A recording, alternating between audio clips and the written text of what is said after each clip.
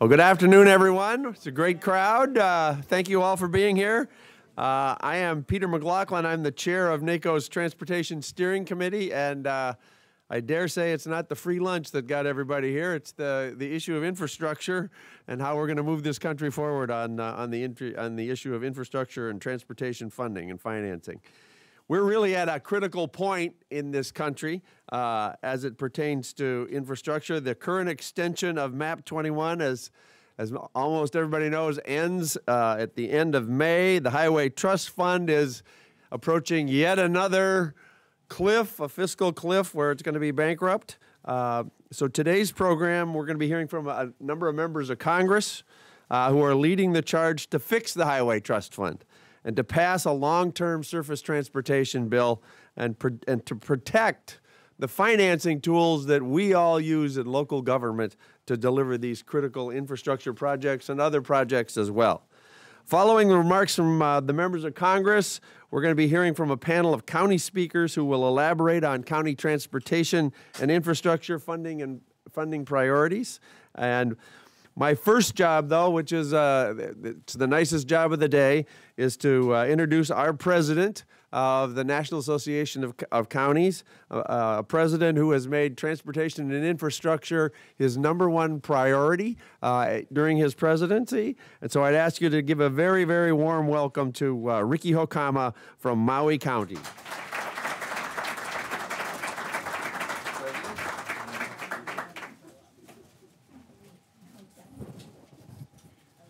Thank you, Peter. Aloha, everyone. Aloha. As your president, for those of you that are part of the NACo family, should be no surprise to you that for the last 4 years, this is what I've been talking about. And so first I want to thank you for being here today to show that the counties are committed to investing back in our communities and basically investing back in America. It's no surprise for those of us that are from the counties of what our responsibilities are to the total nation. We own 45% of the roads, nearly 40% of the bridges. We have 1/3 of the transit and airports. We are a definite critical component of making America work. We also, as you well know, take care of other infrastructure needs, whether it be wastewater system, water system, jails, hospitals. And so I can tell you that you, as county government officials, invest over $100 billion a year in capital improvements to make our counties and this country a better place. Of course, one of the key things that Chair McLaughlin has already mentioned is the criticalness of having MAP 21 reauthorized with the right language that should eventually and hopefully restore the 30% loss we had in this current version of transportation. From 2003 to 2013, the counties regarding infrastructure invested almost $4.2 trillion with our long-term tax-exempt municipal bonds. That's significant when you compare it to what the federal government provided to us in the form of $1.43 trillion. Okay? 1.3, 4.2 from the counties. It shows our commitment to this country. And by the use of the tax-exempt municipal bonds, I am happy to tell you, through our research department of Dr. Estrada, who is actually buying our bonds. 70% is bought by your own residents in your counties, your neighbors, your community members. They believe in investing back in this country and in themselves. I hope we can communicate to our federal leaders that we are worthy and Congress should be investing back in America.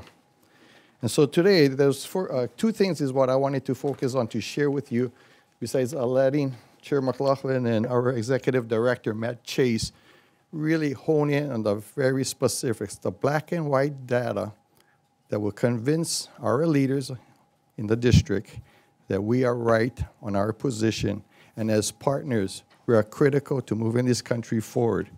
As I have shared with you earlier, the 4 components that I believe that this infrastructure will assist us is, of course, continuing to support the domestic economy to move forward. It is also about strengthening and making more people aware of urban America's need to be connected and dependent upon rural America. Part of the rural America's great contributions is, of course, in this ever-changing global situations, is how we're going to ensure within our country food security for our people. And it will be dependent on an infrastructure that can deliver those goods and services from our rural counties to the large urban cities and cores. And that's why we have people like Chris Rogers representing us regarding freight congestion in urban cores. Is how to get our products to those that need it in our county cities. And finally, you cannot have a tremendous and efficient national defense without a delivery system of transportation that can get our people and our equipment to where we need to be. And for me, people, it's also not also about the external threats to this country. We also have a domestic issue that we need to be aware of and be prepared to take action when needed. So I thank you very much for being here today, and I'll turn it back to our chairman, Peter McLaughlin.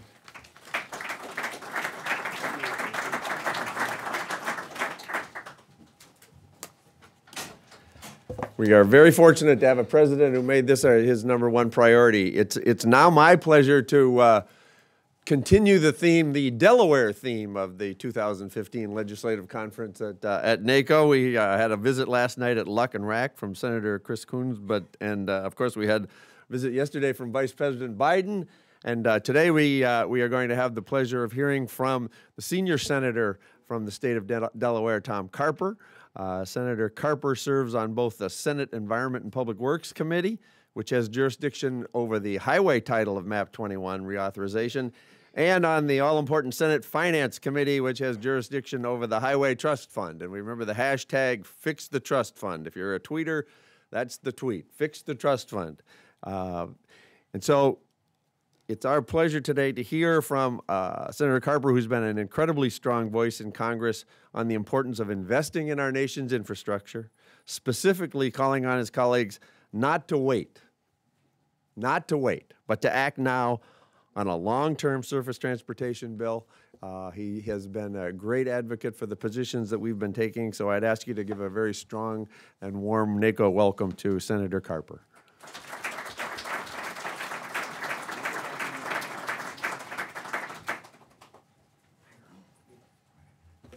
Thank you. Good afternoon.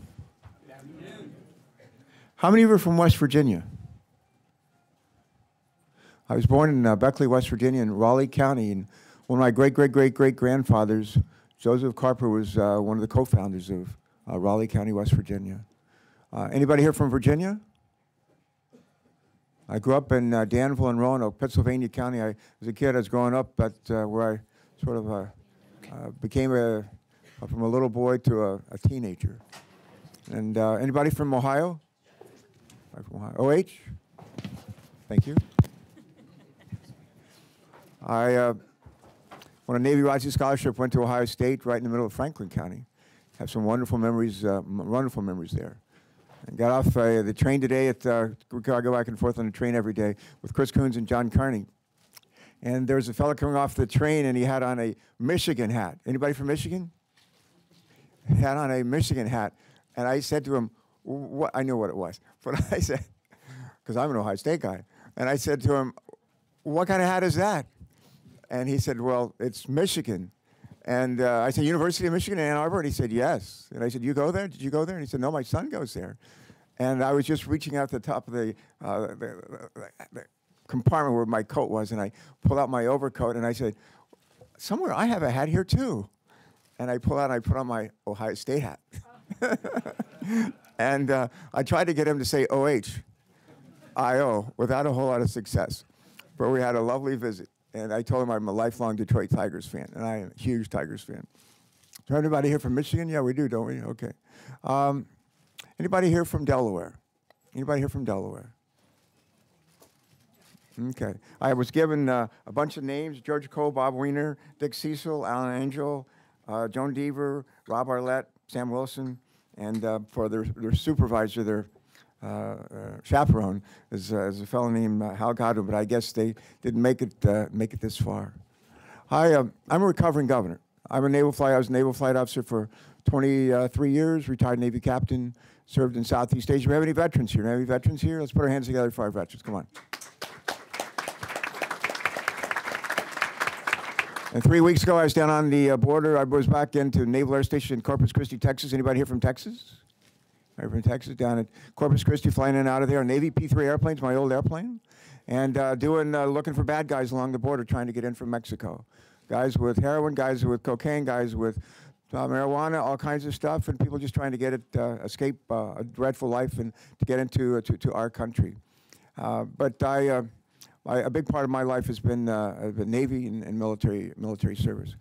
I got to run for state treasurer when I was 29. Nobody wanted to run as a Democrat. I got to run for congressman. We have one congressman as our state. I got to run because nobody wanted to run as a Democrat. I got to run for governor. Somebody else wanted to run, but not as a Democrat. So I got to do that. I got to run for the U.S. Senate because nobody else wanted to run as a Democrat. And there's a theme there for me, and the theme is some people look at adversity and they see adversity. I'm one of those people, I look at adversity and I see opportunity. I see opportunity. And we got a lot of adversity in this country. We're coming out of the worst recession since the Great Depression, making decent progress now. Some people are still hurting. We need to help them. But my lessons coming out of the election of last November, which I wasn't running in, but my lessons coming out of the election, people want us to do really three things. One, work together. Number two, get things done, real things done. And number three, find ways to strengthen the economic recovery, which is now into its sixth year. Find ways to strengthen the economic recovery that's now underway. I met with, I was telling Ricky, I was telling Mr. President, I met with the other president yesterday. And it's nice to be here with you. And we talked about 5 ways we can continue to strengthen the economic recovery. Joe Biden was there as well.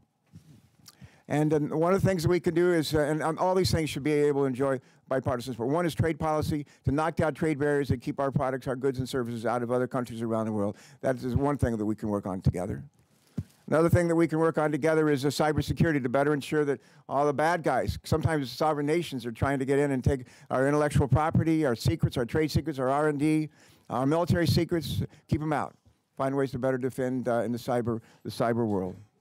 Number 3, tax reform. We have the highest federal tax rate for corporations of any advanced or developed nation in the world.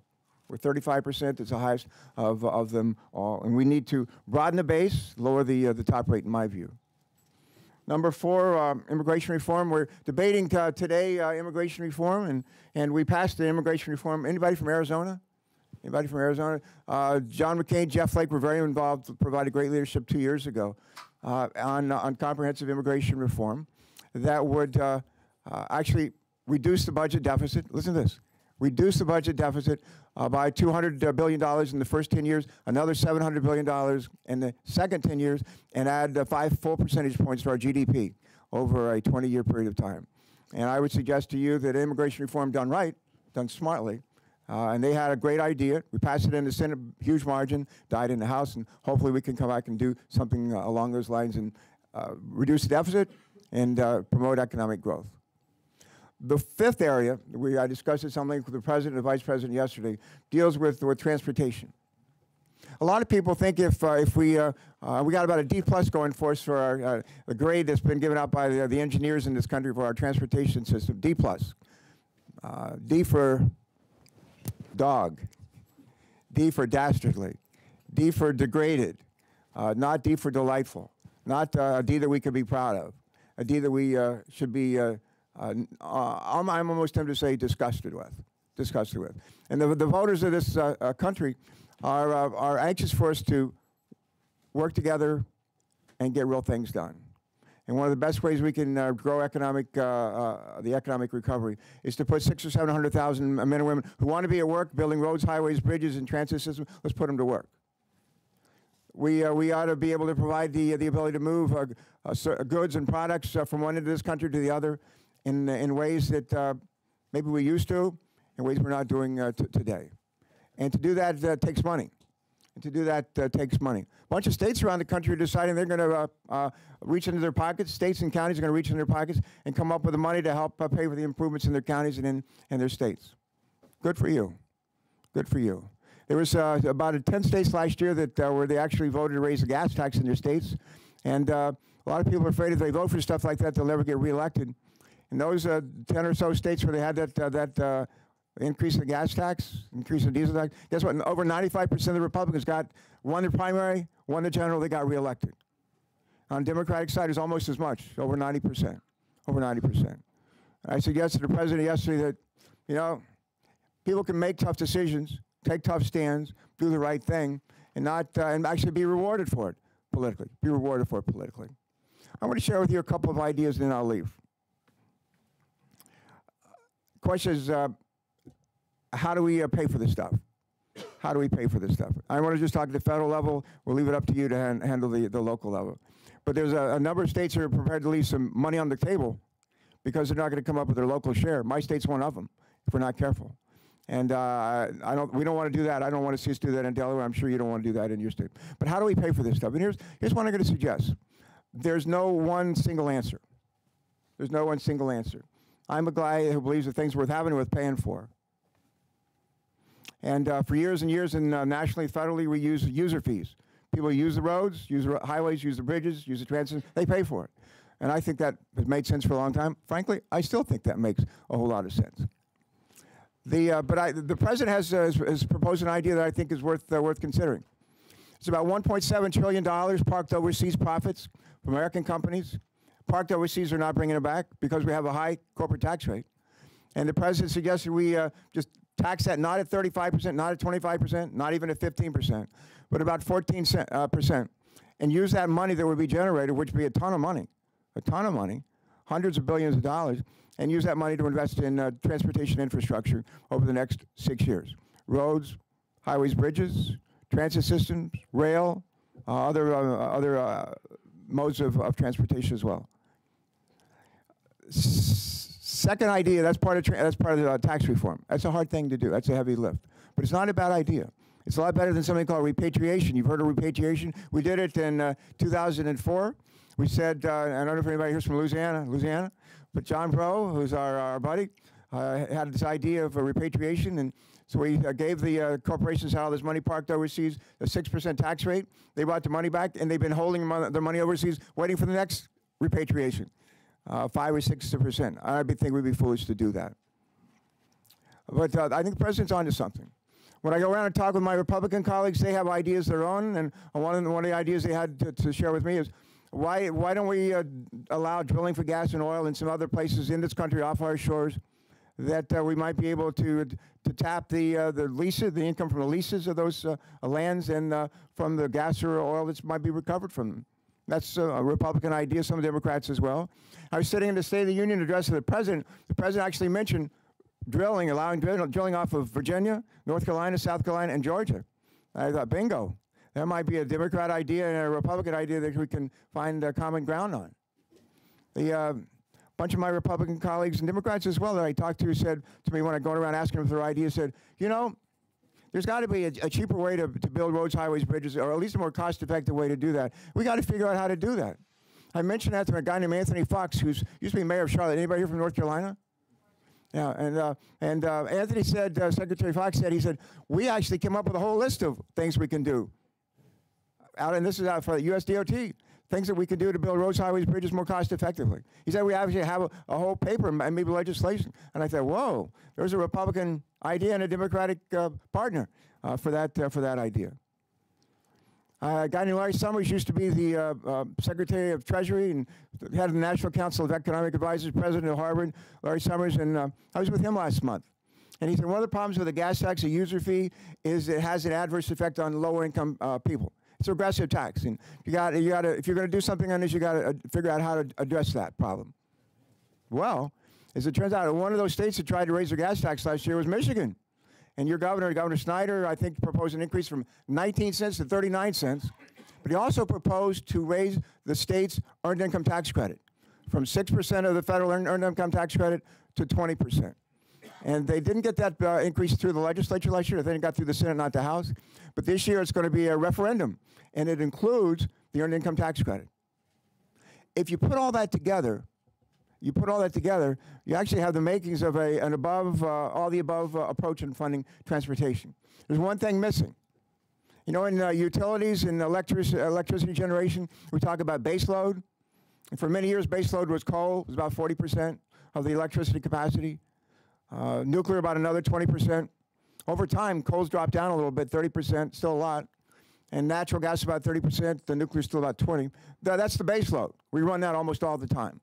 And when we need some extra, we'll bring on extra capacity. We have hydro, we have the wind, and we have solar and stuff like that. But the base load is there all the time. For me, the base load with respect to transportation funding is a user fee. And for me, I think of it mostly as a user fee as a tax on gas and diesel. We last raised it, the gasoline tax, diesel tax in 1993. We raised it to 18.4 cents. It's worth less than a dime today. The diesel tax, 24.4 cents, now worth about 15 cents, maybe even less than that today. Meanwhile, concrete, asphalt, steel, labor, all that's gone up. You know this as well as I do. And but we've not raised those user fees. And what I'm suggesting, and I had this idea, and it's kicked around with the folks at the White House yesterday. I said, maybe we could do this. Maybe this would work. The administration's idea to tax at 14% this $1.7 trillion that's overseas, and really use it all for infrastructure. Use it all for infrastructure. And if for some reason we don't adopt that, say this July 1, or we'd raise the user fee. Gas tax, 4 cents, and index it going forward. A year from now, if we haven't adopted the administration's proposal to bring all this money back and to tax it at 14%, raise the gas tax another 4 cents. If we get to the third year, if we already done, passed the legislation, the administration's program, or something like it has been implemented, and we brought back a lot of money for infrastructure, then fine. We freeze the gas tax in place, the diesel tax in place. But if we haven't taken steps to bring that money back and tax it at 14% or 7%, then we add another 4 cents to the tax on gas and diesel. And if we get to the last year, the fourth year, and we haven't raised the president or proposal or something like it, then we'd add another 3 cents to the gas and diesel tax. What that really is raising the gas and diesel tax if there's no other action. If we don't do this big thing with that the president's proposed, we would raise the gas and diesel tax 4 cents, 3 or 4 cents a year for 4 years and index it going forward. On the other hand, if we pass the president's plan this year, the gas tax and diesel tax frankly stay where they are. And we do the other pieces in terms of finding ways to build roads, highways, bridges more cost effectively. Thank you, Secretary Fox, DOT. We find a way to look out for the low-income folks by doing something smart on earned income tax credit. And we find ways to generate some revenues off of the lands that are going to be opened up off the shores of the southern part of our country. Some of my ideas are pretty bad. Some of my ideas have little value. But one of the things I learned to do over the time is actually to reach out and ask Republicans and Democrats, well, what is your idea? What is your idea? And what I just shared with you is not my ideas, but they're ideas from a lot of good people. And what we need to do is to build a consensus around something that makes sense, that's not just defensible, but smart public policy, and we can actually get it passed. I'll close with this. I've talked with every Democrat and Republican on the Senate Finance Committee about this stuff. A bunch of folks in the House on the Ways and Means Committee. I'm one person, I can't talk to everybody in the House. And try as I might, I probably won't be able to talk to everybody in the Senate. But the people in this room and the folks that you serve with in counties across the country, you know these men and women. You know these men and women. You know the conditions of the roads and highways and bridges and transit systems in your state and your counties and what they need. I'm just going to say this. The most effective lobbies for me in my years in the U.S. Senate, the most effective lobbies that I've ever are people from my state that I know, that I trust, I've been in a foxhole with, I know their values, and I share them. We share our values. You are those people. You're those people. This organization, individually and collectively, you've been terrific in arguing, making the case for fully funding transportation in this country. What we need going forward in the not next year or the year after that, we need it this year. We need it this month. We need it next month. We run out of money at the end of May. And for 12 times now in 5 years, we just kicked the can down the road. We can't do that. We cannot keep doing this. It's stupid. It's a stupid thing to do it. I'm just here to say thank you for your strong support of these efforts in the past. We need your efforts more than ever. And if we pull together the big seven, I used to be part of that as NGA chair. We pull together as a big seven, we're going to surprise some people. I'll close with Mark Twain. Mark Twain, anybody from Missouri? All right, Mark Twain, here's a Mark Twain takeaway. Mark Twain once said, when in doubt, tell the truth. You'll amaze your friends and astound your critics. So the truth is, we need some money in the Transportation Trust Fund. Not just a little drop in the bucket, we need it going forward. If we do that, we'll do great things, not just for roads, highways, bridges in our counties and states, we'll do great things for this country. If we're going to be a major powerhouse as a nation, we need a strong, major powerhouse transportation system. I'm going to fight to my last breath, until we get this job done. And I want you to be there fighting with us. Thank you. God bless you. Thank you, Senator. Thank you very much. Thank you, Senator, for the very specific ideas and the courage to articulate them. Our next speaker, I want to welcome a friend of America's Counties, Representative Randy Hultgren from the 14th Congressional District in Illinois.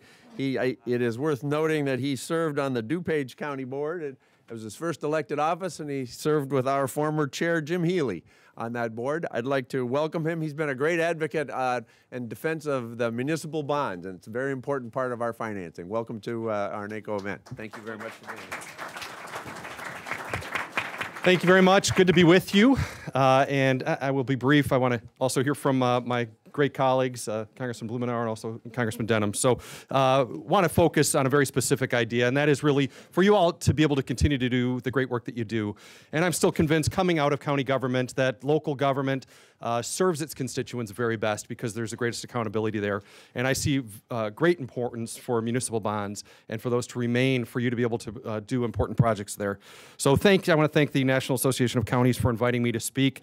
Survival and reinforcement of municipal finance is important to my district in Illinois. I've got the western suburbs. It's also important to our country.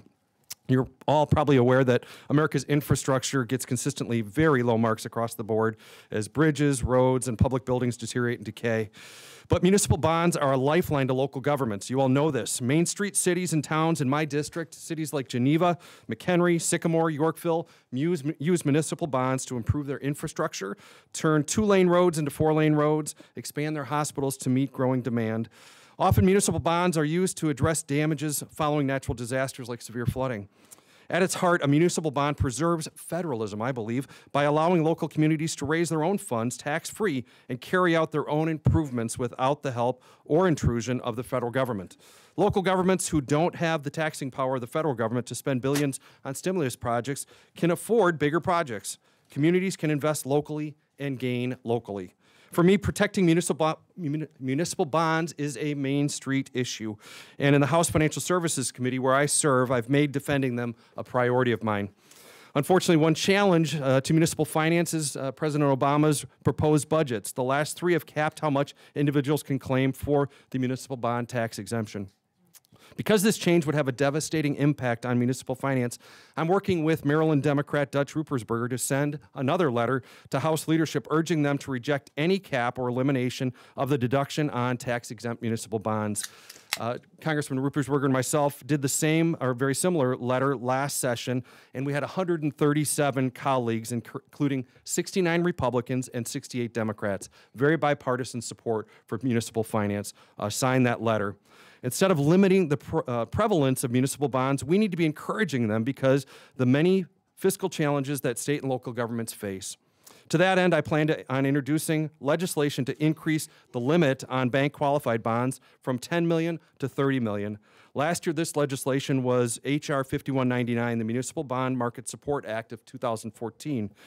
This will help local municipal governments and school districts access lower cost borrowing. For example, a school that invests in $30 million infrastructure project could save $4 million interest cost. Protecting and expanding municipal finance means protecting and expanding Main Street.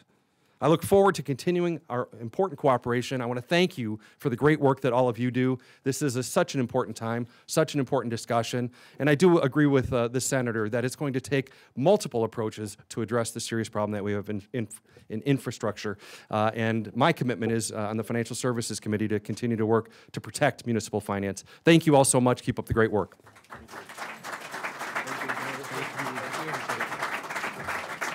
Thank you for the leadership on the municipal bonds. Those are absolutely critical to us. Next, I want to ask you to welcome Representative Jeff Denham from California's 10th Congressional District. It includes the counties of Stanislaus and San Joaquin. He's a member of the Transportation Committee. He's also He's chair of the committee's Railroads, Pipelines, and Hazardous Materials Subcommittee, which is a hot topic in America today. I would also note that he's a member of the House Ag and Natural Resources Committee, so there's a lot of interests here that he shares with NACo. So let's bring the Congressman up and give him a very warm welcome. Congressman Denham, thank you. Well, thank you and good afternoon. I saw there were a couple people sleeping in the back here. You've got the loudest member of Congress here today, so let me just walk through some of the things that I'm seeing on transportation on the T&I committee. I chair the Rail Committee. We've passed the pipeline bill. We're going to see whether or not the president, what he's going to do with the Keystone Pipeline as that goes to him. We've just passed unanimously the passenger rail bill, which is not only going to put money back into our infrastructure, but also will allow local communities to be able to utilize the RIF loans so that we can improve infrastructure that way too. I think the point of that is we actually passed it unanimously in committee, Republicans and Democrats agreeing on improving our infrastructure. I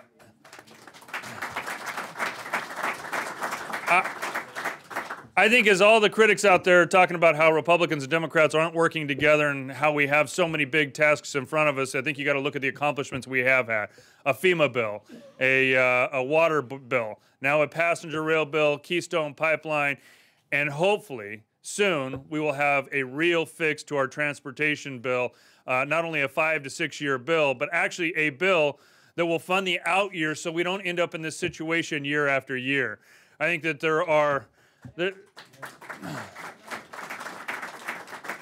there's some relevant and important discussions going on right now. I agreed with a lot of the things that the senator said here earlier, but my focus is making sure that we don't just have a patch. We don't have a quick fix. I know everybody's talking about repatriation. That is something that could be helpful in funding a 5-year or 6-year bill, but then we're still stuck in the same situation. I'm hopeful we can get creative on multiple solutions. If we're using oil royalties, for example, here's an opportunity to use a different type of revenue and really have a discussion about fixing today's problem. I don't think that you're going to pass a Republican House or a Republican Senate bill that is going to deal with indexing of today's gas tax. But if you actually brought it back down to the royalties, if you brought that gas tax back to the royalties, you could actually index it in the same time and do that for a long-term bill. We've got a chance to be energy independent in this country.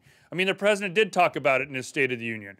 It's nothing we're going to force on different states, but the states that want to step up and have new oil exploration, we ought to allow them to do that and improve their infrastructure at the same time. A state like mine that may not be prepared to do that,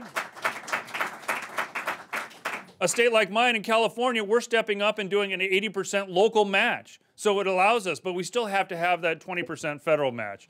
So I think that there are opportunities to do that. But what I like about a full solution is that we actually would save the repatriation dollars to set up an infrastructure bank. So if you have indexing, if you have full funding for our transportation projects, that gets you a full funding scenario, but doesn't address the long-term problems. California has, over the next 10 years, $80 billion worth of projects that have to get done. Those aren't the projects we'd like to get done, but the ones that we have to get done. In my hometown, we have a bridge, the 7th Street Bridge. We talk about it all the time. Out of 100, when they rate these bridges, we're to 2. We haven't allowed school buses to go over that bridge for the last several years. But yet we have trucks going across it and commuters going across it every single day. We've had bridges that have fallen apart. We shouldn't wait until our infrastructure crumbles before we address it. It's smarter policy. We get more bang for our buck by actually investing in the future of roads, their maintenance, their expansion, bridges, rail. There are a number of different solutions out there, but we've got to be able to come together as Republicans and Democrats and agree on it. These should not be partisan issues. These are about building America and creating jobs and moving our economy forward. It's amazing to me as I go to other countries and we talk about infrastructure, they always brag about our roads. They brag about our freight rail, but they also question our commitment as we allow those things to fall apart. It's time to build things. And I think if we get creative with the amount of oil that we're now producing, with the opportunity to repatriation, we can actually move our entire country forward and do it in a way that creates jobs and helps us with our goods movement. Thank you. Thank you, Congressman. Thank you very much. As you go around talking to your members of Congress, remember that one, the bus that, or the bridge that they don't allow school buses to go across. That's a great example. Our final speaker is a friend of mine and a great friend of American Counties, Representative Earl Blumenauer from Oregon's 3rd District. He has a great history in local government. He was on the Multnomah County Commission as well as the Portland City Council, elected to Congress in 1996, and he's been a Mark Twain truth teller for a long, long time in terms of making sure that we invest in our nation's infrastructure. So I'd ask you to bring him up here with a very, very warm welcome. He's got the best button, the most colorful button on Capitol Hill. Earl Blumenauer. Thank you. And it may be a little uncomfortable, but I'm going to try and tell you the truth. I heard my colleagues. I sat, listened through Senator Carper, for whom I have great affection and am working to try and raise the gas tax. Listen to Randy, listen to Jeff, talk aspirational about pieces that might fit into this and do that. But the bottom line is that none of that stuff is going to come together in a way that will enable us to have a 6-year comprehensive bill going forward unless we address the hole in the Highway Trust Fund. Gas tax revenues are going downward dramatically, and they're going to continue over time. And you can talk about repatriation. I mean, I'm an all of the above guy. If you're going to have more money for infrastructure, I believe in an infrastructure bank. You have to capitalize an infrastructure bank. But we've studied this to death. We had 2 presidential commissions appointed by President Bush. And what was the conclusion? We needed to dramatically increase the amount of money that we're putting in transportation, and we needed to raise the gas tax. Nothing's changed in the last 10 years, except the problem has gotten worse. We have had more short-term fixes, and people around here have become adept at telling you how much they care about infrastructure and not doing anything. There was no transportation bill last Congress. Ask for it. What did it look like? There was no bill. We have not had a hearing on transportation finance in the 50 months that my Republican friends have been in charge. I mean, I don't mean to sound partisan. Most of you know my bills that I work, I try and have bipartisan initiatives. But the fact is, we have to stop the denial about at least considering the gas tax as a solution. I want to say how much I appreciate the support from the Association of Counties. When we were there last time with the gas tax increase, counties were there. Local government was there. Also, we had people from cities, transit districts, the environment. We had the AFL-CIO and the U.S. Chamber of Commerce. We had truckers and AAA, contractors, cyclists. It's the broadest coalition you've seen on anything here, and it is decidedly not partisan. Not partisan. Now, you've heard some great ideas. Repatriation is interesting. We do have $1.7 trillion parked overseas, but it's not a dependable source of revenue that we can count on for a robust 6-year reauthorization. I think we ought to be creative about finance. God knows. But that's not a substitute for comprehensive funding for a major reauthorization. All of these things are interesting. Some of them are good. Some of them have a place. We've been talking about using oil drilling revenues for as long as I've been in Congress. 2 problems. They don't always materialize. And it's not of a volume that will support comprehensive 6-year legislation year in and year out. A gas tax will. Now, you've had people float trial balloons. You've had the administration say this. You've had some of my... When they make their announcement, are they joined by the AFL-CIO, the U.S. Chamber of Commerce, local government, transit, environmentalists, contractors? No. There is a solution, and you're doing it at the state level. It's also possible that we can do this in this Congress. Now, you'll have people who say they're not going to support raising the gas tax for any reason, under any circumstances. You can go back in time and look at all the other things they said they would never do or they would never support that happened. This is a strange and magical place. And necessity is the mother of invention. I had a press conference with my friend and colleague Tom Petri before the last Congress adjourned, suggesting that it was still time to not kick the can down the road and have another artificial crisis May 31st, but in the end of the year kerfuffle and big picture things going back and forth across the House and the Senate, raise the gas tax. Tom, an eloquent, thoughtful Republican from Wisconsin, I'm not quite as eloquent and thoughtful, but I give my thought. But our concluding witness was Ronald Reagan. I had a life-size cutout of President Reagan. And when it came time for him to speak, I hit the button for the speech that he gave November 29th, 1982. On Thanksgiving Day, he called Congress to come back after their Thanksgiving recess and more than double the gas tax.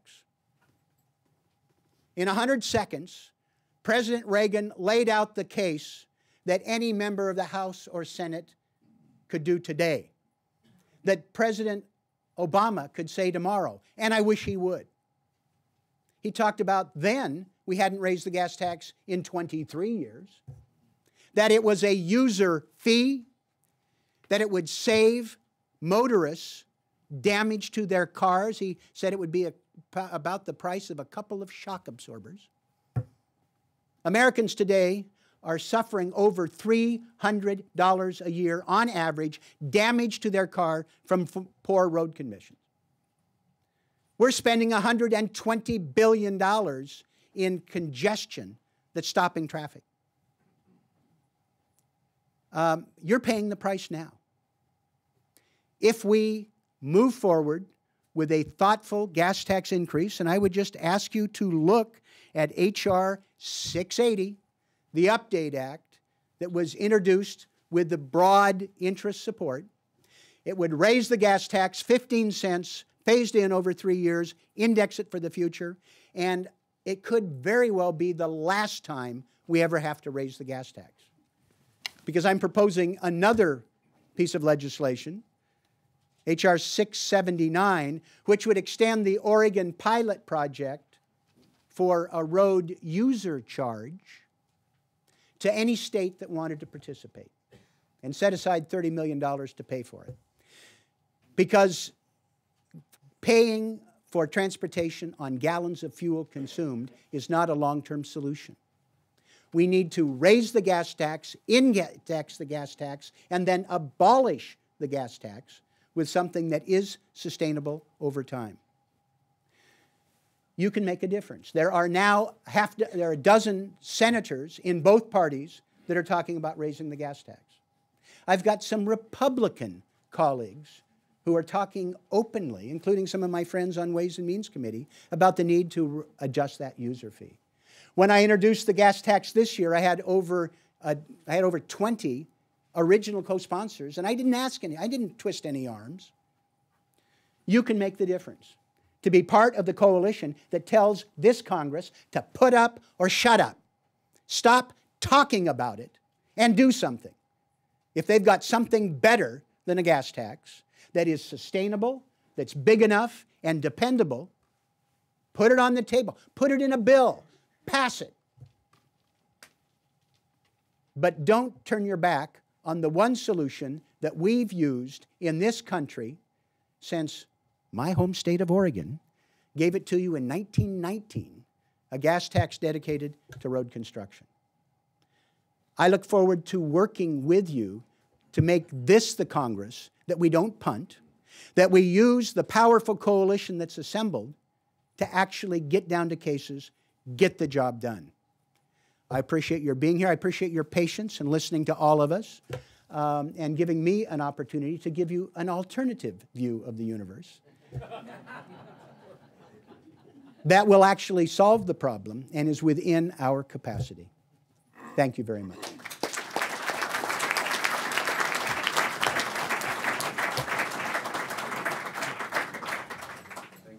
You bet, Peter. Great to see you. Likewise. Good to see you.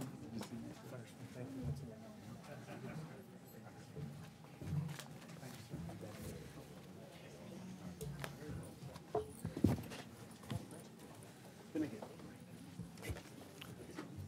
So thank you again to the Congressman and to all his colleagues for taking time out of their busy schedule to be with us this afternoon. This briefing was really designed to help the National Association of Counties talk with congressional staff as well as the members of Congress about the role of counties in transportation. And we all know that county government owns 45% of the roads in this country, 39% of bridges, a third of transit, and a third of airports. County government spends over $100 billion a year on public infrastructure. And what we wanted to talk today is the difference of funding and financing. And you heard a lot of the senator and the congressman talk about the importance of innovative financing. We also want to talk about the role of funding, which is a little bit different, and then innovative financing. I'm joined here by Peter McLaughlin, the chair of NACo's Transportation Committee and a commissioner of Hennepin County in Minnesota. Commissioner Rodney Bockenfeld, chair of NACo's Finance, Pension, and Intergovernmental Affairs Committee, and that committee covers municipal bonds. Also, Pat DeCellis, deputy director of the Department of Public Works at the Los Angeles County in California, as well as Bill Altimus, a police juror administrator in Bossier Parish, Louisiana. So we're going to get right into it and talk about what are their county's greatest transportation needs, how are they using traditional funding, property tax, and other transportation finance tools, as well as more innovative transportation resources. So Peter, why don't you start for us? Well, thank you, Matt. Thank you very much. The Interstate 35W bridge that fell down, that was in my district across the Mississippi River. It was not our bridge, but we're very aware of bridges in our state of Minnesota because of that. We have 6 bridges, the county does. We've been fixing them one at a time. And when a bridge goes, it's a big chunk. You can't do, half of it and then postpone the rest of it for a few more years. You got to deal with the bridge, or it's going to be shut down, and it's going to cause economic disruption. So that bridge financing is a major issue. And I know in other places, smaller counties where you get a big bridge that comes down, or even a medium-sized one that's got to be fixed, it is a huge financial burden. So that's really, I think, one of the things. And then we've got to make sure that we keep up with our maintenance and do what's smart, do what's right about the level of maintenance and when you reconstruct the road, so that you're not getting about 2/3 of the life out of the road by not maintaining them properly as time goes by. Rod? Yes, the answer to that particular question is that we've used several different alternatives to try to support the the funding of our transportation needs. Outside of the general fund and our gas tax revenues, we've done some public-private partnerships. We've done tolling lanes, tolling roads. We're putting impact fees on our new growth. We've obtained developer contributions in Arapahoe County, and we've relied heavily on federal and state grants. Great. So, Pat, we want to talk a little bit more about the federal program and how it impacts county governments. Can you talk about a county the size of Los Angeles County with 10 million people? If you were your own state, you'd be the size of Michigan or Ohio. You've got a lot of needs. How do you use local resources and blend those with federal resources? Thanks, Matt. Yes, we are very large. We actually have a combination of funding sources in the state. Los Angeles County, I'm sure many of you have heard of the phrase self-help counties. Los Angeles County initiated its first half-cent sales tax back in 1980 and had a second half-cent sales tax in 1990 and just recently implemented a third half-cent sales tax. Each half-cent sales tax right now generates slightly less than $800 million a year, but it is totally inadequate, even when we combine it with our portion of the state gas tax and the federal funds. It is a major effort that we are looking at on the local level. We are now considering a fourth half-cent sales tax in Los Angeles County to raise even more money to deal with. We have, of course, the various issues with expanding our existing system. And when we talk about expanding our existing system in LA County, we're really not talking about widening it as much as using the existing right-of-way and adding HOV and HOT lanes. We're talking about expanding our transit system. And of course, the thing that's nearest and dearest to me and all local governments is the investment that we've already made in our local transportation system. And we are definitely behind the condition of our local system, I could say even statewide, is decreasing. We started in 2008 a statewide local streets and roads needs assessment that took a look at the entire local system statewide, and every 2 years we update it, and every 2 years it's degrading even more. So we've heard from the largest county in the country, and then we go to the flip side and the more rural side, and it doesn't really matter how many people you have. Your needs are probably the same. They may be different scale, but the importance of transportation is pretty equal across all geographic areas. Can you talk to that? Yeah, Bossier Parish is in the northwest corner of Louisiana, Texas, and Arkansas. We're right in the middle of Haynesville Shale, and those of you that have shale plays or oil and gas know all the gyrations you go through there as far as maintaining your roads and bridges. I have 116 bridges. 88 of them are timber. We've been building timber bridges for 100 years, anywhere from 1 span to 18 spans. When you have loads going across them 250,000 pounds, it takes a toll. And we're really struggling. MAP 21 was not really good to the state of Louisiana. NACo has shown where the funding available to locally owned bridges and federal highways decreased 49%. So take a hit of 49%, let the state get their piece of the pie, and then at the end of the day, for just bridges for Bossier Parish, we have $15 million to share with other 64 parishes in the state. So overall, I'll open up to the panel. When they passed the bill 2 years ago, it was the name of getting rid of earmarks, good government. They took over 20 programs and consolidated them down into 2 main funding streams. And the result wasn't necessarily intended, but it cut direct funding to cities and counties over 30% or around 30%. So you're dealing with less money, more uncertainty, and a lot of short-term fixes. So can you talk a little bit about what this federal uncertainty does in general, and then a little bit of what we would talk about moving forward, how to fix things? So I'll just open it up. Sure. I'll just give one project. We have a Barstow Air Force Base, Home Global Strike Command. 2/3 of the nation's B-52s are located there.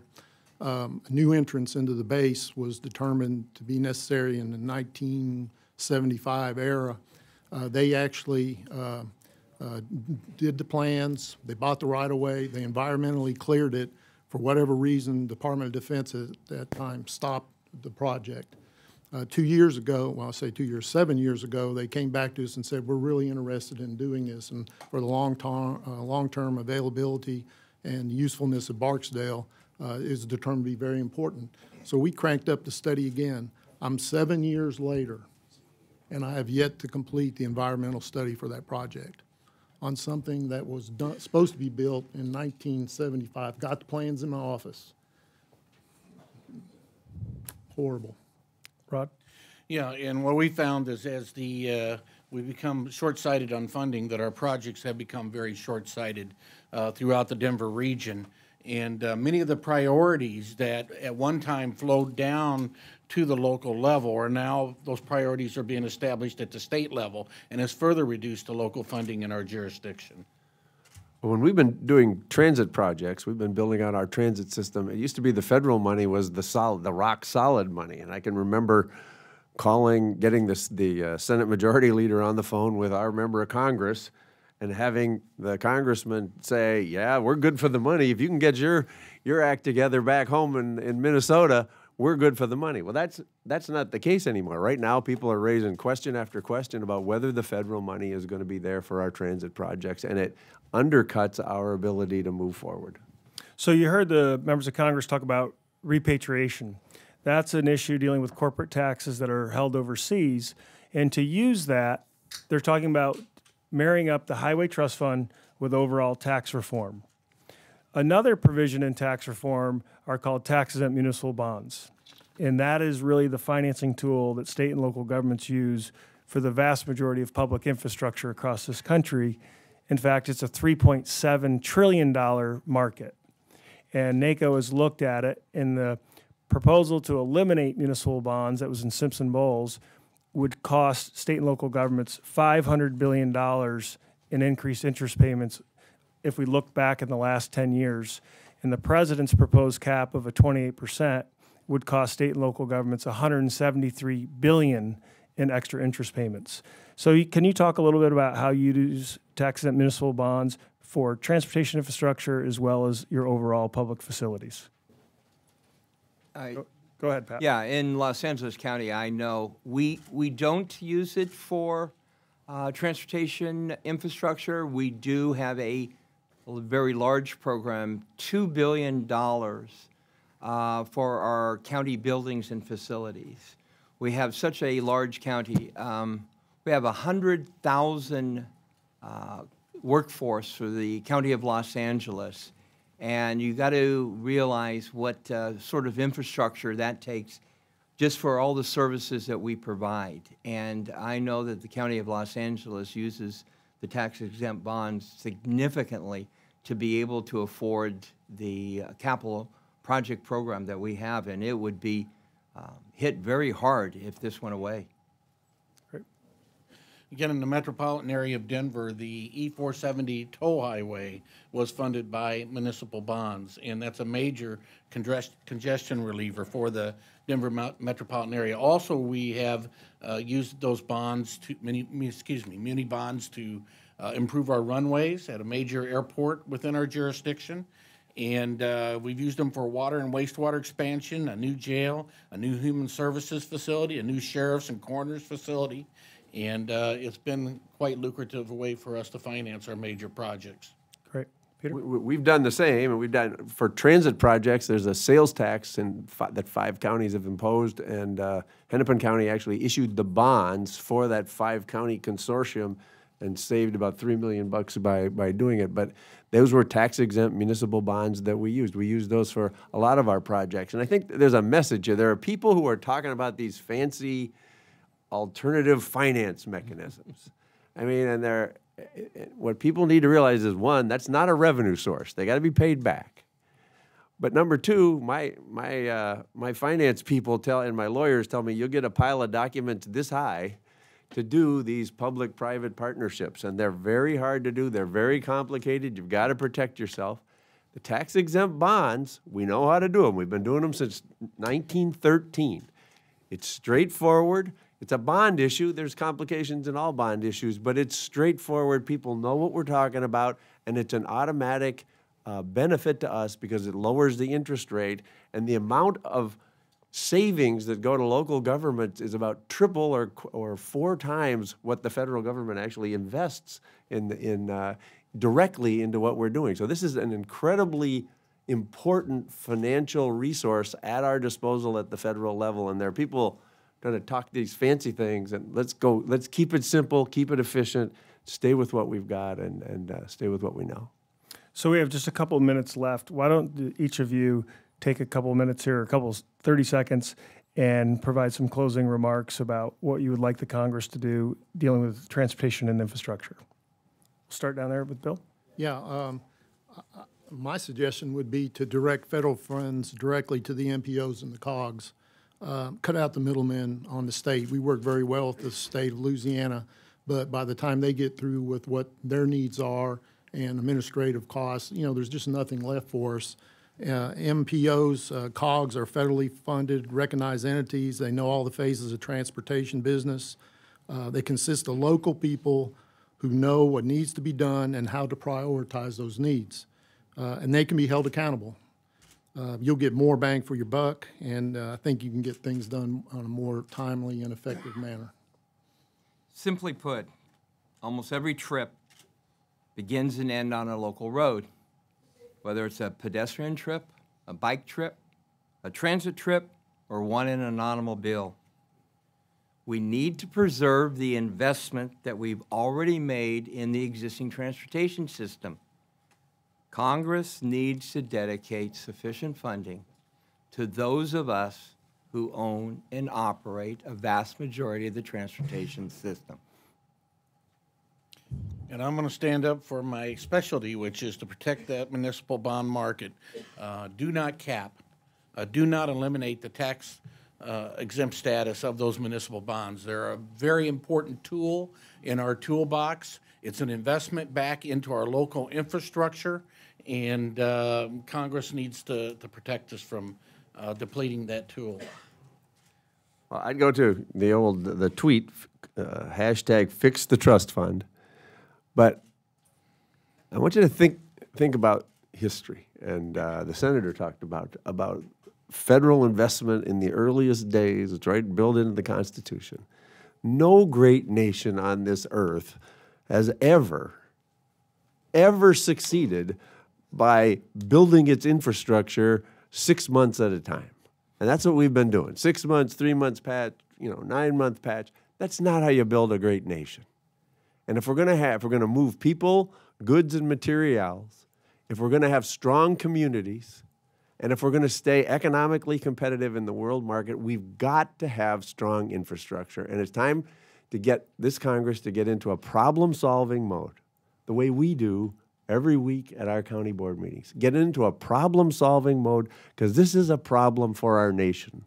We've been living off the courage, the political courage, and the investments of past generations in our infrastructure. It's now time for this generation of congressmen and women to come forward and courageously help build the infrastructure we need for the 21st century.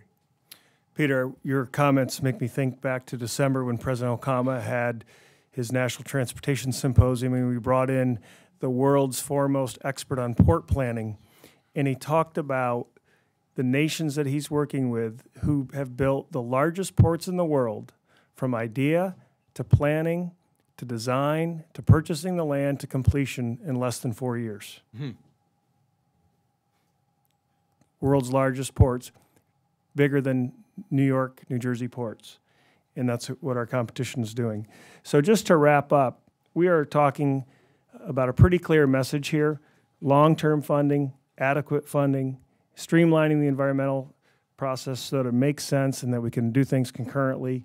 We're talking about local control, not just give the money to the state departments of transportation. We work with them. They're our partners. We understand their role. But we also think that county governments certainly should have a role when we own 45% of the roads. And then on the municipal bond side, as they move into tax reform, don't horse trade municipal bonds for new unproven tools. We want to keep municipal bonds intact, and we're very open to looking at new ideas for innovative financing, just not at the expense of a $3.7 trillion market that has proven to work since the early 1900s. So with that, we'll wrap up, and we'll thank you for your time. Thank you.